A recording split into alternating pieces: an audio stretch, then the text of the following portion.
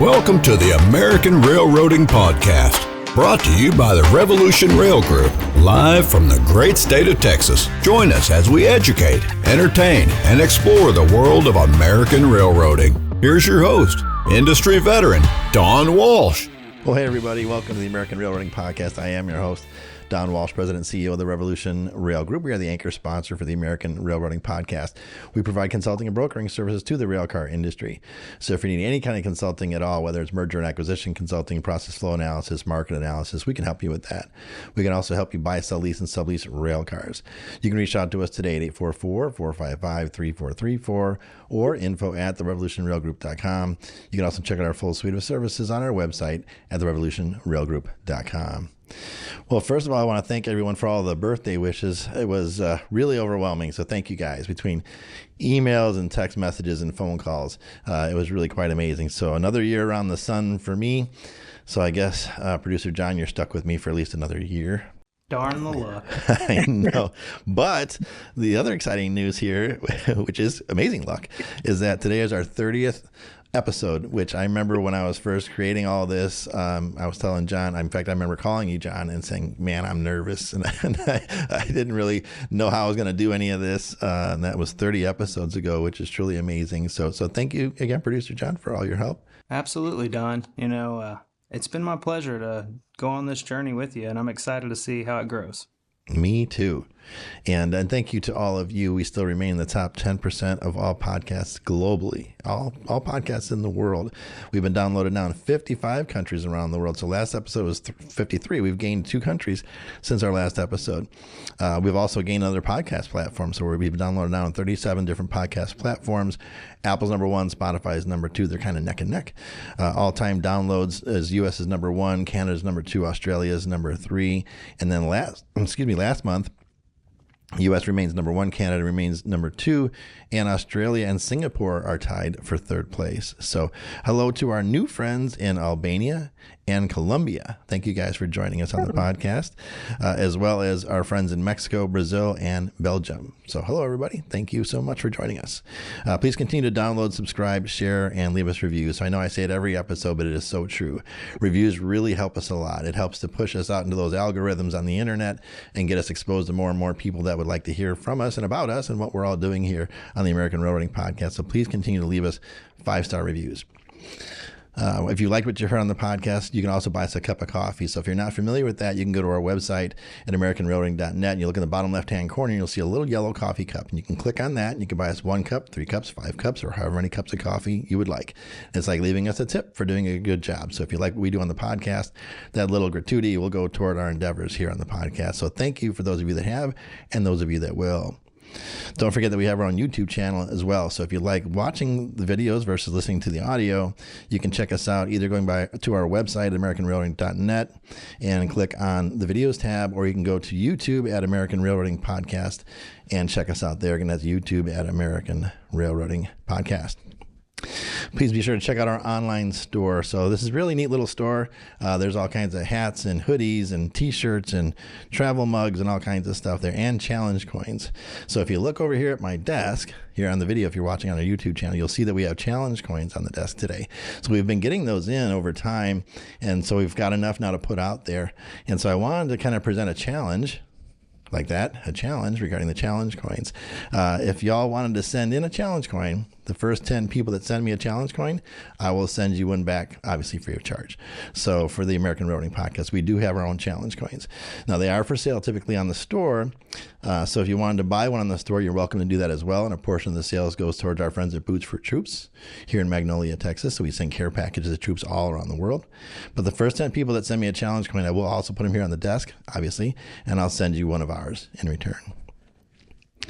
And the store is at americanrailroading.net, the stores tab, and check us out. So we're continuing to see tremendous increases in audio and video downloads, guys. This has really been incredible. We've had another 200% increase in downloads for audio and video in the last 30 days, and another 20% increase in YouTube subscribers in the last 30 days.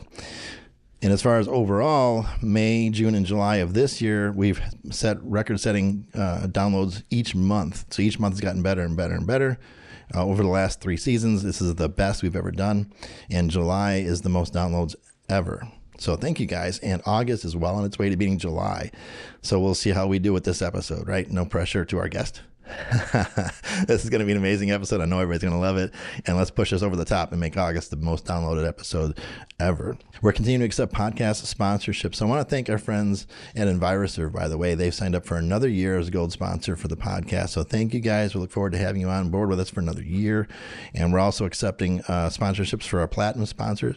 We have another gold sponsorship available, as well as some silver sponsorships available as well. So if you're interested in being a sponsor of the American Railroading Podcast, you can reach out to us today at marketing@americanrailroading.net. Again, that's marketing@americanrailroading.net. And we'd be glad to send you information on the different podcast sponsorship packages that are available to you. As we've mentioned in the last two episodes, this is our third annual Honor Our Heroes Award nominations through our friends at Boots for Troops. So if you are aware of somebody in the industry that's a veteran and that you'd like to see them win this award, please submit their nomination to us no later than September 12th, 2025. So we're almost there.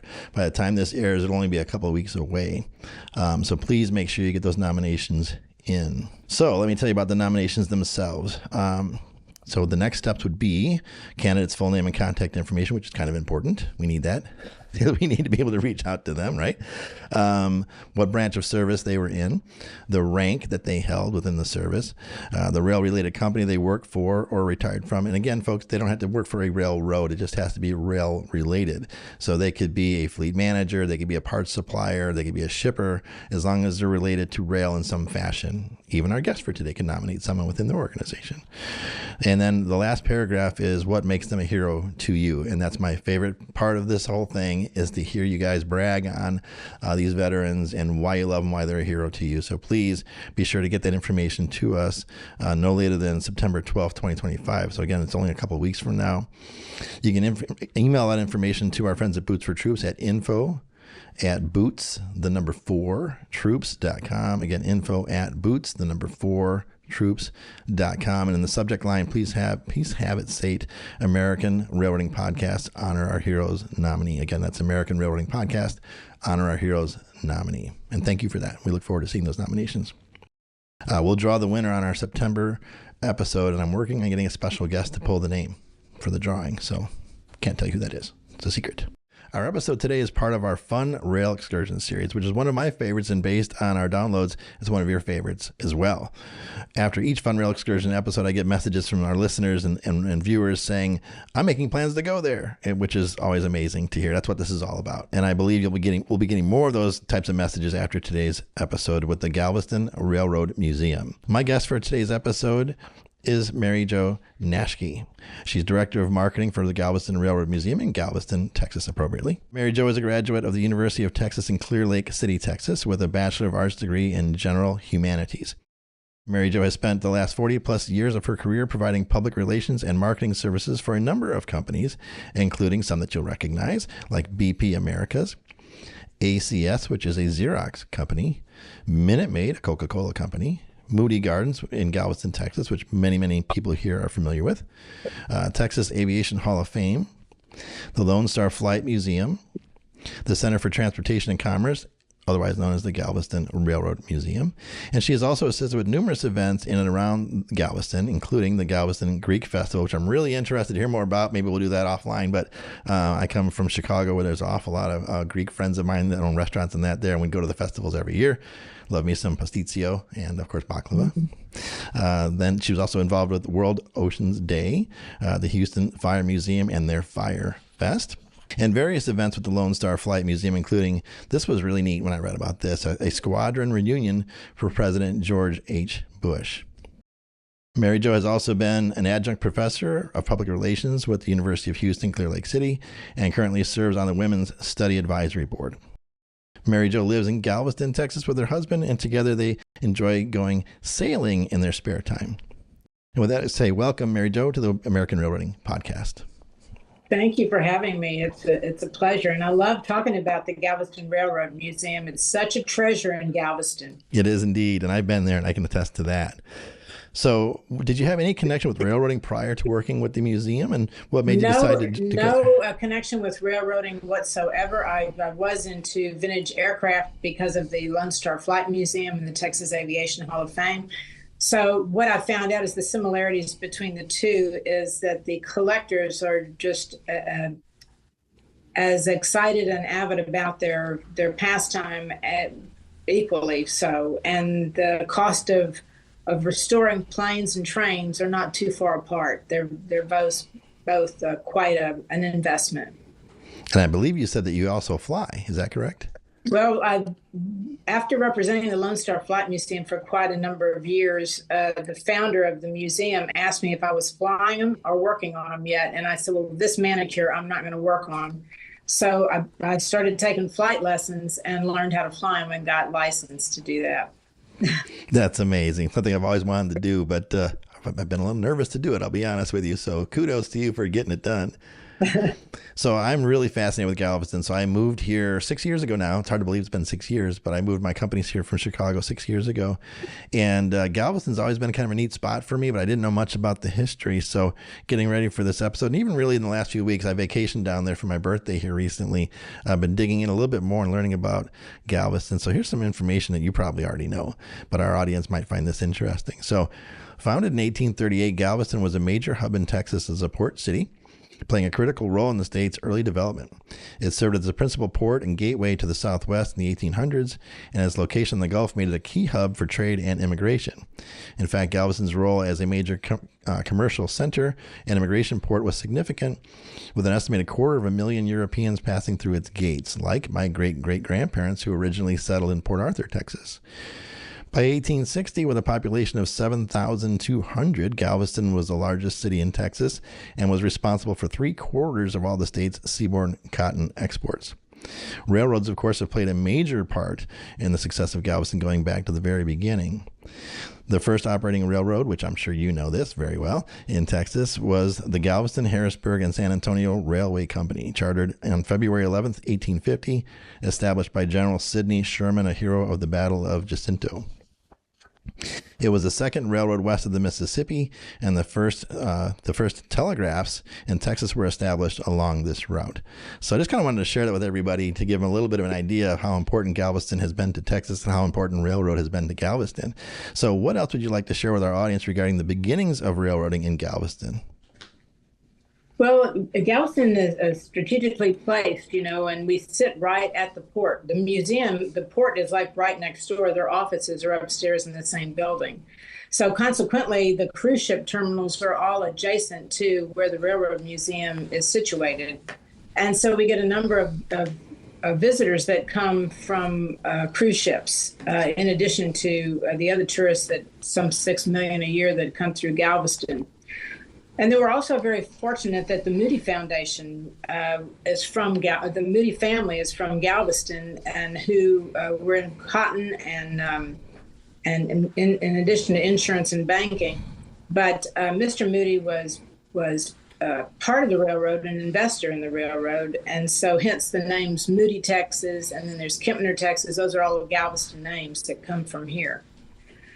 So in light of that, and through the years, what happened is, you mentioned the 1900 storm, which we're getting ready to have the commemoration of the 125th anniversary here in Galveston.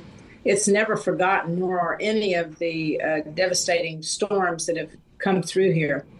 But the 1900 storm was a game changer because Galveston was the Wall Street of the Southwest at that time. Here comes the 1900 storm. The city was completely engulfed and underwater and had to rebuild, and did the grade raising where everything was raised up. Well, ironically, the only bridge that survived the 1900 storm happened to be a railroad bridge.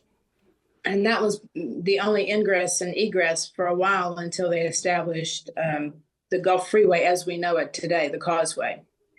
And so there was that. And then, but in addition to that was the damage that it left behind, including the buildings, because the building that the Galveston Railroad Museum is now was formerly the Galveston Union Station.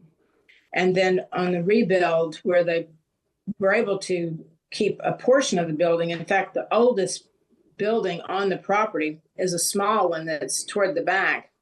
And it's actually, from the 1800s. It's very old, but it remains part of the Galveston Railroad Museum. That it houses exhibits. in addition to mail transport, which there is a postal car at the museum that's completely restored.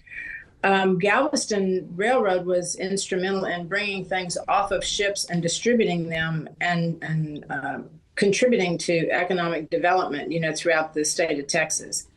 So there's always that. And the railroad still continues to be an important factor, in economics in this part of the country. Yeah, for sure it does. And I had no idea until I visited your museum that at one time you could take passenger rail trips from Galveston all over the country, including my former hometown of Chicago. So what can you tell us about the kind of trips you used to be able to take from Galveston across the country by rail? Believe it or not, until the 1960s, there was passenger trains coming in and out of Galveston, taking kids to college, bringing people in for vacation. Businessmen going back and forth. You had in that mix, remember you had the Panama Canal that was in anticipation of that. A building was even built in Galveston in anticipation of that in 1932, which is the Panama, which is still standing now. It's condominiums. But there was, a lot of commerce happening right there around that hub where the museum is now, around the railroad. When did the passenger rail end in Galveston, and what do you think brought the demise of it in the first place? I don't have the exact, well, of course, we all know air travel kind of killed everything. And then as development happened along the tracks between Galveston and Houston, it was more difficult to get the clearance, for the trains to go as quickly as they needed through. So they have to slow down to such a degree that it just wasn't feasible anymore because people want to get places fast. They still do. Even though there is a movement afoot to get that going again, to get passenger travel back and forth. There sure is, and there's a high-speed rail project that's potentially pending. We hear different things from time to time, or whether that's moving forward or whether that's not, but we'll see as the time rolls on here. Well, I'd like to take a moment and recognize our gold sponsor, EnviroServe. EnviroServe is America's premier provider of comprehensive, reliable, effective, and eco-friendly environmental solutions for the rail industry. Their rail services include mobile rail car cleaning, flaring, interior blasting and transloading, removal and replacement of tank car service equipment, and leak testing, complete HAZ and non-HAZ waste handling, management, remediation, and disposal services, 24/7 emergency spill response, and more. To learn more, please visit their website at www.enviroserve.com. Okay, well, let's fast forward now to 1982, which is the year the Galveston Railroad Museum was created. So who created the museum and why? So Mary Moody Northern, who is from the Moody family, was not just a philanthropist, but was into restoration and preservation. And so she took what was formerly the Galveston Union Station and transformed it into Sherman Moody Plaza. And doing that, she had she completely restored the 1932 train depot, which remains that way today. The original benches, light fixtures, walls, floor. Interestingly enough, there was a Harvey House diner in there up until the 60s as well. But she made sure that happened so that the guests, the passengers coming in and out, had a place to stop. And then people in the town would stop in there and visit. And it was a hub of fellowship. And she had white sculptures commissioned by some artists in New York that depict the travelers that were typical of that era. And they remain in the museum today. And the museum sits on 5 acres of property, which came with that, with tracks come right up to the back door. And all of that remains just as it was when she founded the museum. So that was a functioning depot then at one time? Yes, it was a functioning depot up until the 60s, when the last passenger trains, I guess it might have been 1967 or so, 68. And so Harvey House, of course, moved on, and there was no more passenger service between Houston and Galveston. And I have been there to visit, and it's really neat. It feels like you're stepping, like you said, into a live depot, because those statues are so realistic in how they were created. It's totally amazing. Now, obviously, hurricanes are a part of our life here in Texas, unfortunately. And Hurricane Ike devastated Galveston and the museum in 2008. How were you all able to recover, and how long did that take? It took the museum a crazy amount of time to come back from that, because all of the trains were underwater, all of the entire collection, everything was under. So it not only had to be restored back, cleaned, and because with floods comes mud and salt, and they're very destructive. And so they got to about 75% of the museum was open by, let's say, 2020. And that's how long it took. And then just as soon as early as like a year and a half ago, the final building was opened after restoration. They continued to go through the collection to clean things that had been put to the side or damaged, and because it's a vast collection that they sit on. And so that's what their main focus is now, is getting everything out. They did lose the Anacapa, but they were able to get some artifacts off of it, like Tiffany lamps and light fixtures and some furnishings. But for the most part, the rust set in, and it was just too cost prohibitive to do anything with it. Oh my gosh, I did not realize it took that long, but it makes sense because there's so much there to go through. Yeah. Wow. It took a long time. And a lot of people don't realize that while you're trying to survive the organization and try to continue to allow people to come through and see things, you have to be a step ahead. You have to have exhibits. You have to have something for them to come in to see. Absolutely. And of course, they could always help to volunteer to clean up while they're there, right? That's an amazing amount of work. So that's unreal. And as of today, thankfully, the museum is fully restored and recovered. So let's jump into what makes the museum what it is, and what all you have to offer. So we'll start with the exhibits, and there are some just amazing exhibits there. So we have the birth of railroading in Texas from 1830 to 1980. We have the Illinois Central Rail post office car in service from 1914 to 1968, which is near and dear to my heart, having grown up in Illinois. Tribute to the Pullman Porters, which also has a lot of history in the Chicago area. Locomotives, passenger cars, freight cars, and a livestock car.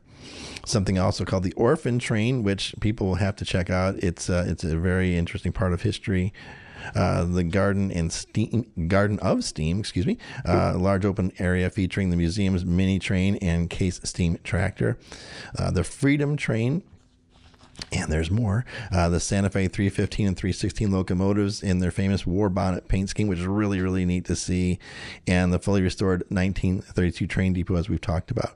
So feel free to go through the exhibits as you'd like, and kind of tell our audience a little bit about them. Well, the history timeline, it's really the birth of railroading in Texas and moved up. And the board of directors at the museum has committed to completely revamping that exhibit and bringing it up to date. And so we're in the process right now of working with consultants to help create an exhibit that's informative, educational, captivating, immersive, all of the things that the museum strives to achieve. They're totally committed to educational outreach, which is their mission. And it's not just railroads, it's all modes of transportation, hence the tractors outside. And we've done, in fact, we had an exhibit with the Battleship Texas this last year, and we have part 2 coming up in 2025. And so there's that. And then as a result of that, an oral history program was established that interviews people that were really made inroads into railroad. And that included the last Pullman porter, who happened to live in Houston, so it was very convenient for us to get him here and get him interviewed and photographed. Private rail car owners, which are important because they are committed to the restoration and the railroad. We have an interview with the first Black female engineer on Amtrak, which is a big deal. And then we also have the last control tower operator. You used to have control operators that would switch tracks and give signals, and everything's automated now. And then we have an interview with a gentleman who was instrumental in the Panamanian Railroad rebuild, and which is very interesting. And we have that visual exhibit also that goes along with that. So it's important to have these people recognized, and that we document and get their testimonies, because it'll never come around again. So, and right now we're working on one that was one of the last commuters on the rail. She was a woman that's prominent here in Galveston that would take the train back to college and back. Her parents would take her to the depot, and the railroad was once a very romantic way to travel. That was the wonderful era. It was very dignified, people dressed, and to get on the train.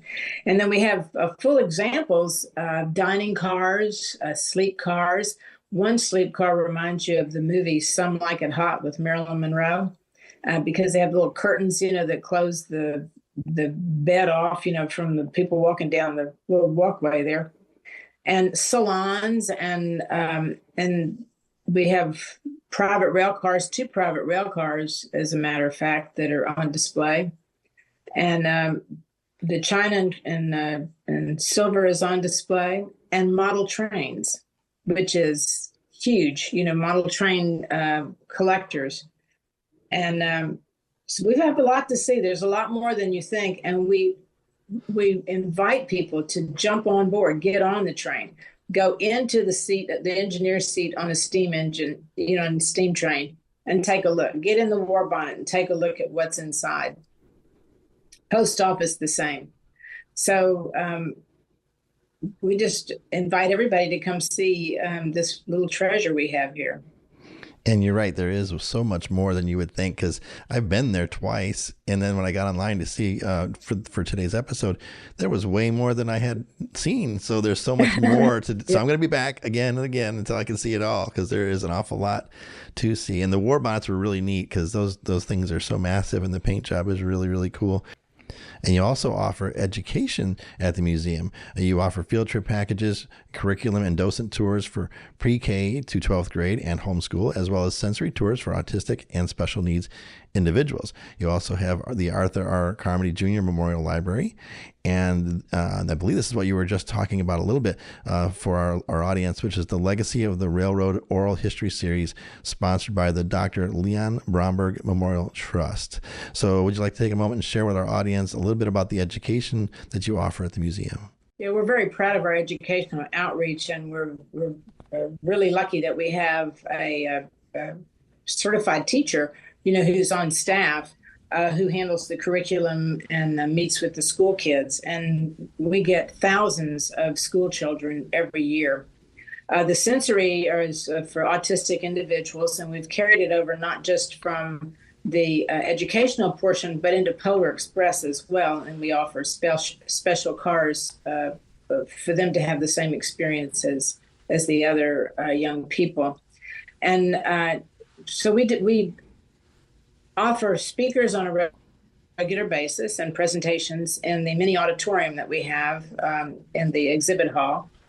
And we tie that into any events that we have at the museum. And the museum partners with several higher level institutions. Right now, we're working with Texas A&M College Station on a presentation that will be over 2 weekends.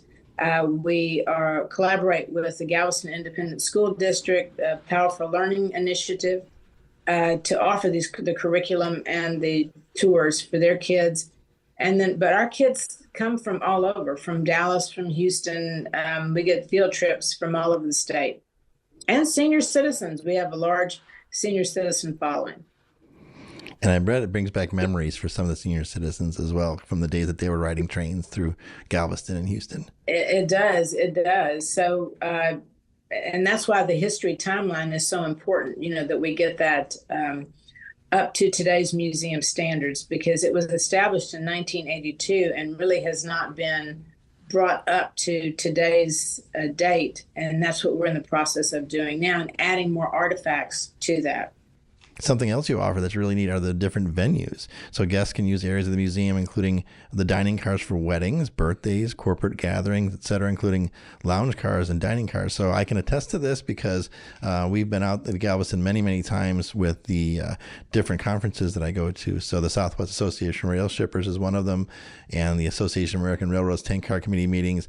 And I believe it was the SWARS conference where someone had used your venue for an evening out, to entertain their customers, essentially, for a wine tasting event. And that was really neat. And that was near the little steam locomotive or the little steam tractor area. That was so cool.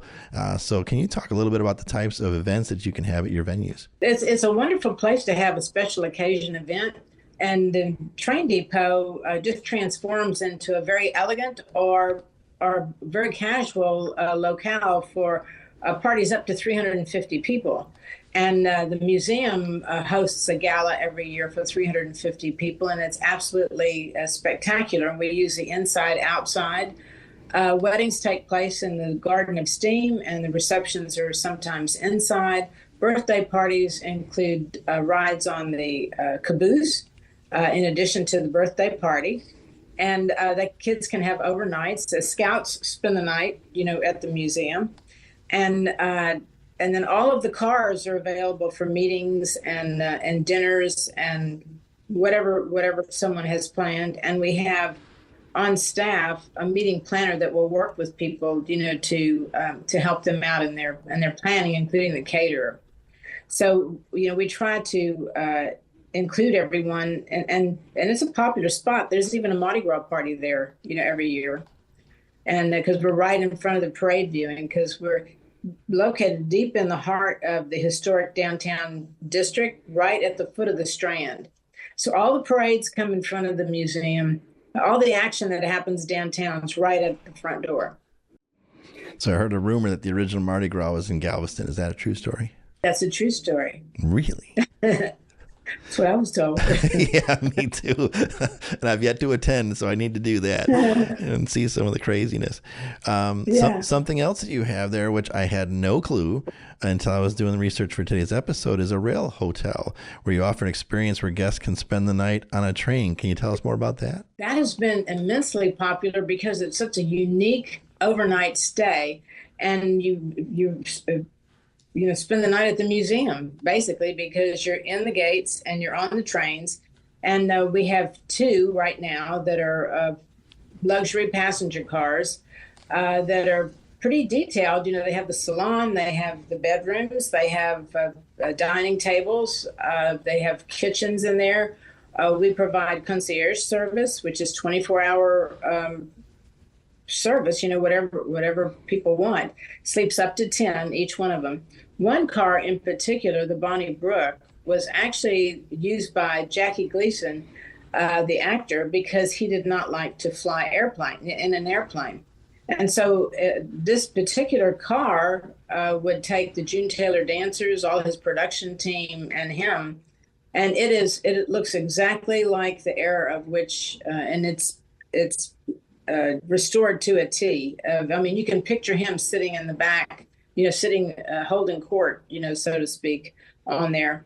And that's a very popular one. And then the other one is more Art Deco with burled wood, and it's a little different. And that's called the Silverfoot. And that one was graciously provided to the museum by an orthopedic surgeon, which is very fitting for that. And it holds a lot of the ladies have mahjong parties on it, and families come and spend the night, and they go to events, or if someone's getting married, they'll use the rail hotel to dress and then spend the first night, or they'll get married there and then say goodbye on the caboose, and we take them down, a mile and a half to get in their car and leave. So if you want to make a grand departure. And we're just all about fun there. You have to have fun with it. Absolutely. So I remember Jackie Gleason as Sheriff Buford T. Justice in Smoking the Bandit. So I would love to see the train just for that reason, because Jackie Gleason owned it. And then you mentioned Night at the Museum, and the first thing that popped in my head is I wonder if those statues come to life at night when nobody's paying any attention. Yeah, because that's one of the ways we market it is sleep on a train or come play in our yard. Which you absolutely could. There's plenty of yard to play in. That's right. And then we also have ghost tours through the yard at night. Really? Because Galveston's big on ghosts and the ghosts of Galveston. And that's what we even call our sculptures in the depot, the ghost of travelers past. But we have a ghost tour guide that comes in, after dark and takes the group through, and then they go from there down to the Strand and to other buildings. But, there's a lot of folklore and everything that goes along with it. In fact, one of the events that we're having in the fall is with Texas A&M called Ghostly Feather, and it's augmented reality where the storyline is the family that's in railroad and they run on hard times. So they're selling seats to go see a train crash, because train crashing was popular, in the late 1800s until 1932, actually. And we only take 6 people per trip, and the trip is 40 minutes. They put on a headset for the virtual reality, and they're actors, and everything's written and produced by the students and faculty at A&M College Station. And once they get on, their dilemma is to do something to stop the train because somehow it's gotten involved in this train crashing. So you solve the dilemma with the actors and the characters, and there's a little paranormal going on with it, and which is the Ghostly Feather, and there's some lively characters, and it's all just fun. And anything that we do, all the tickets are available on the website. The other thing we have is Polar Express, which is highly popular, a family event. We have about 32,000 people that take the ride every year. And the train does actually move. And the Galveston Polar Express has been deemed one of the top 2 by Warner Brothers, who are the producers, our partners in it. And so it's very popular, and it goes November 14th through the 23rd. And it just relives the story of on the Polar Express, where they go to the North Pole, and then Santa comes and everyone gets the first gift of Christmas and hot chocolate on board. And then when they get to the North Pole, they get off the train, and it's dancing elves and everything right there in the Garden of Steam. So that's once you do it, you want to do it every year. It's just like a family tradition, and you wear your pajamas. So everybody's comfortable. That's the best part of that, and the hot chocolate. And let me just touch on the dates of the Ghostly Feathers. So I've got, and tell me if I'm wrong here, I've got September 26th through the 28th and October 10th through the 12th. Does that sound right? Right. And the reason that it's not contiguous is because our gala is on October 4th. The Rail Barons Ball, which benefits educational outreach for the museum. And that was the next thing I was going to go to. So if you want to talk a little bit about the Barons Ball, that'd be wonderful. Yeah, the Rail Barons Ball is is our main benefit every year for education, and this year the theme of it is Ghost Train. Ghost meaning those ghosts of travelers past who will be in the depot at the time, and it's a black and white ball this year, so it's going to be a lot of fun. You wear black or white or whatever, and we do a beautiful sit down dinner. Dripping Springs is our bar sponsor, so you can imagine, we have a lot of very good libations. We have a silent auction. We have a live auction. One of our live auctions items is a private rail car from Houston to New Orleans, complete with an executive chef, and everything's provided, meals and bar. And this year we have a lodge in snow country, and we just get all kinds of. We even have a standard poodle puppy. We did a French bulldog last year, and this year we have this standard poodle puppy, and just a lot of Charlie Daniels signed violin, which is beautiful, I might add, and it's just a lot of fun, and it's not only good for fellowship and goodwill, for the museum, but it brings a lot of railroad people together and the community at large. So everybody attends. And that's October 4th, correct? October 4th. And they can buy tickets online? Yes, everything's available online.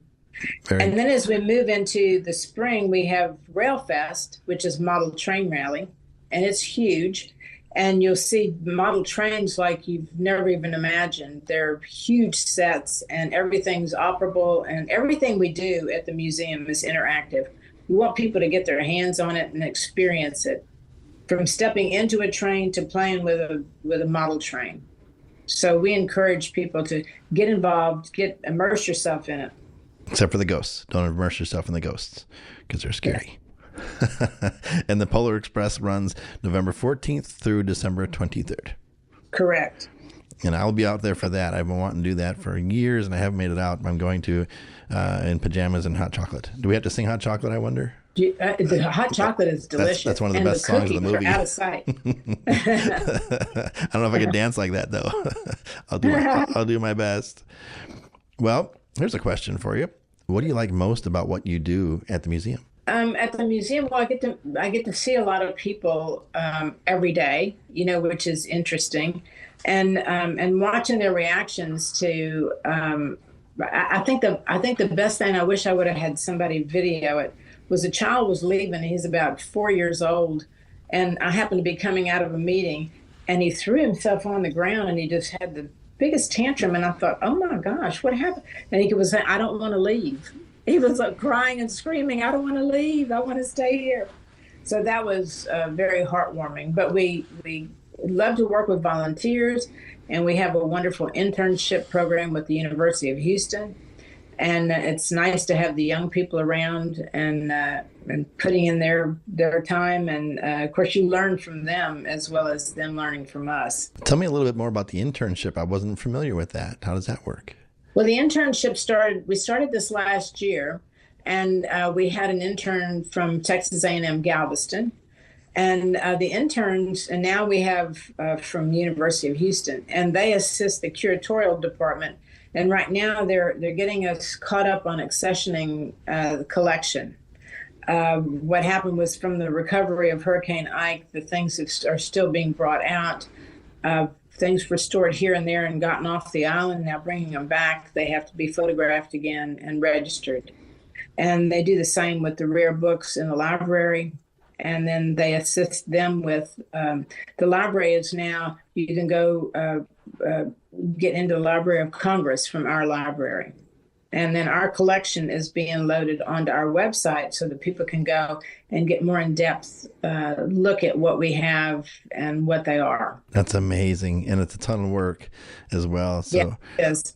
So thank goodness for the interns. What's your favorite part about the museum itself? What I like about the museum is that people can actually be a part of it. They get inside a train and they can feel it. And when they're walking through a lot of the sleep cars and the dining cars, a lot of people have never been on a train. And that's why the caboose runs every weekend, to give people the feel of it going up and down the tracks. We had, because of the Harvey House inspired this, we had a Harvey House dinner aboard the Northern Lights, and we did it over 2 cars, and we had 60 people come for dinner and drinks. And this year we took them for a train ride. And if you think the kids get excited on a train ride, the adults got so excited that we gave them an extra run, up and down the tracks at the end of the evening. And it was great. And we took the menu from the Harvey House and replicated it for them, and then did our little signature drinks like sidecars and things like that. They're fun. And everyone just had a great time. It sounds like it'd be a lot of fun. And yeah. You can still be a kid at heart no matter how old you are, right? That's right. So you mentioned earlier about volunteers, and clearly you must have a lot of volunteers there at the museum. So how many volunteers does it take to do what you do there at the museum? Well, we have 12 active volunteers, and then we have volunteers that come and go. And one of the wonderful things about our volunteers is one of the programs that we have is called Young Ingenuity, where we promote kids that are between the ages of 12 and say 15, and they are mentored in restoring signals, and so that they're learning, and radios and things like that. And then we have the teenager be the speaker on a Saturday morning to unveil their finished product. And that's been great, because then they go to their classes at school and they make their presentations and put it on YouTube. It's been a good learning tool. That's really neat. And it can always lead to a career in railroading as well, which is Yes. wonderful. Yeah. Well, how can someone go about volunteering if they'd like to? You can either go online and fill out a form, or you can or email and say, somebody please contact me. It's info@galvestonrrmuseum.org, or you can call. All you do is call. We have a very friendly staff there. Yeah, that's for sure. I found that out when I called. They're Yeah. extremely helpful. And there's various ways for people to help support the efforts of the museum as well, such as donations of items, money, or their time, as we talked about with volunteering. So could you walk us through the various options people have to give? Because I know giving is a big part of the museum. Right. Well, foremost, we always promote membership because we want people involved. And the membership benefits are tremendous there, in that you get to come to the museum as many times as you want during the year as part of your membership, no additional fee. You have complimentary parking. You get discounts in the museum store. You get a quarterly newsletter. You get to buy Polar Express tickets earlier than everybody else. And then at all the events, you get a discount. And then you get, we have members, speakers and receptions with the speakers for the members. So we love our members. And we have various levels. And then the other way of giving there is you can give in honor of or in memory of. And it can either be a plaque at the foot of a growing tree, or it can be a plaque that's on the wall, depending on how much you want to give on behalf of that individual. And the other thing people do is when they buy their membership, they do a little check mark and they move it up to the next $1 or so and donate it to the museum. That's cool. So that's a wonderful thing. And people can donate items as well if they have something. They can donate items, but we ask that they fill out a form first, because if we love to get donations of artifacts and collectibles, but we have to kind of be careful because we can't just have. We would be overwhelmed, with things that have to have a place, have to have a home. Yeah, that makes total sense. So they got to let you know first what they have and what they're interested in giving you. Yeah. Okay. Yeah. Very good. Well, believe it or not, we're nearing the end of our episode together already, but I'm sure I didn't cover everything. So is there anything else you'd like to share with our audience? Well, we always come by and see us. If you would like a tour, let us know, but just come to the museum. And if you haven't been to the museum in the last, say, 3 years, you really are going to be pleasantly surprised, because we have so many new things. We have new trains. Well, they're not new. They're vintage, but they're new to the collection that you can go through.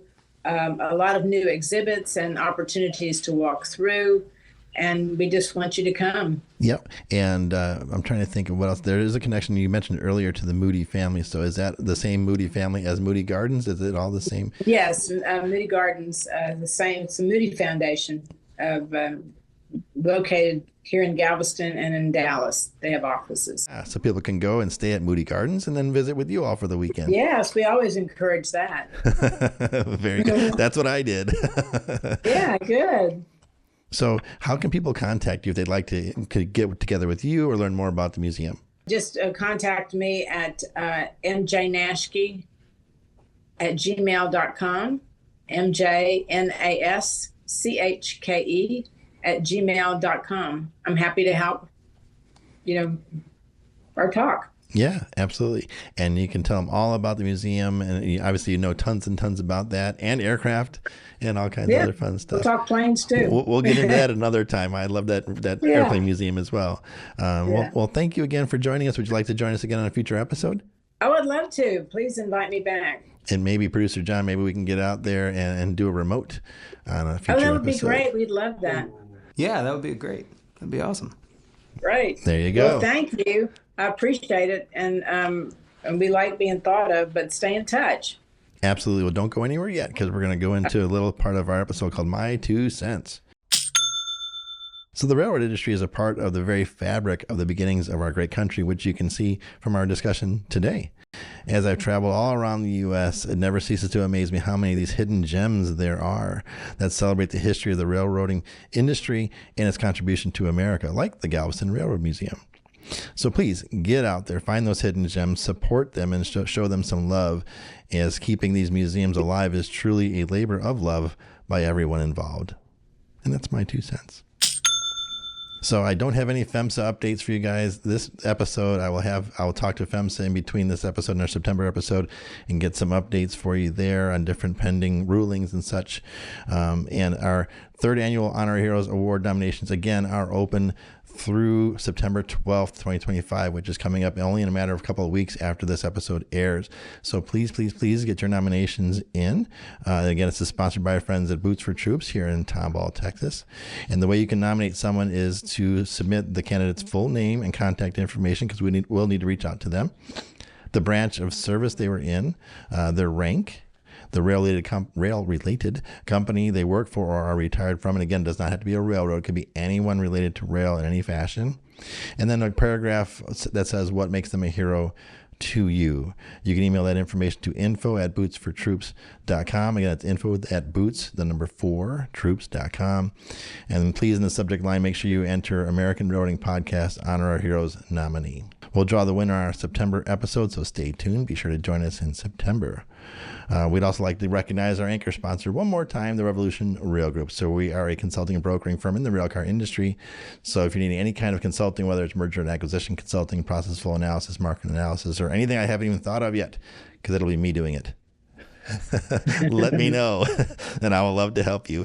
And also in regard to brokering services, we can help you buy, sell, lease, or sublease rail cars as well. You can reach out to us today at 844-455-3434 or info@therevolutionrailgroup.com. You can also check out our full suite of services on our website at therevolutionrailgroup.com. I also want to thank a couple of listeners that have reached out via our contact form on our website and had some questions. One had questions from Wendy Buckley from Stars Hazmat Consulting, and we were able to put them together and get them to communicate about some questions that they had regarding hazmat training. So please, guys, if you have questions like that about a guest of ours, reach out to us. We'd love to put you guys in contact. And if you have questions from Mary Jo and you want to reach out to us, and we'd put you in contact as well. So that was a wonderful way to connect. So please continue to do that. Also had some listeners asking us about upcoming episodes if we're going to talk about mergers and acquisitions, because obviously there's a big discussion right now with UP and NS. So we are working on some guests to come on and discuss that kind of thing. But in the meantime, go back and listen to our episode with Patrick Fuchs, the chairman of the Surface Transportation Board, because we have a very lengthy conversation during that episode about the process. So what next? Once these railroads discuss merging with one another, what are the next steps? We do talk about that in that episode. Please check that out. So with that, I say God bless. Make it a great day, and we'll see you next time. Thanks for joining us on the American Railroading Podcast. If you've enjoyed what you've heard, please subscribe to the show on your favorite podcast app. And if you have a topic you'd like us to cover on a future episode, or want to support or sponsor the show, please visit our website at AmericanRailroading.net. Thanks again for joining us today, and we'll see you next time on the American Railroading Podcast.